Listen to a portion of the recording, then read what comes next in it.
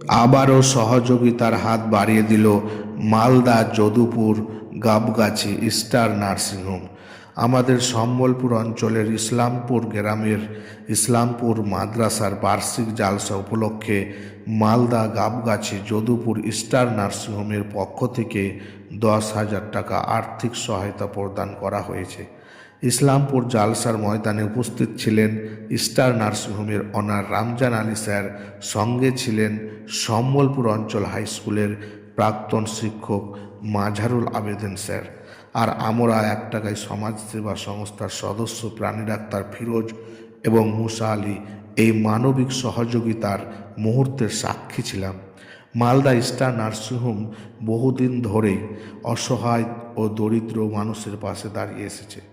এখানে যে কোনো অপারেশনের জন্য অন্য জায়গার তুলনায় কম খরচে করা হয়, আর বিশেষ করে দুর্বল ও দরিদ্র পরিবারগুলোর জন্য থাকে বিশেষ ছাড়।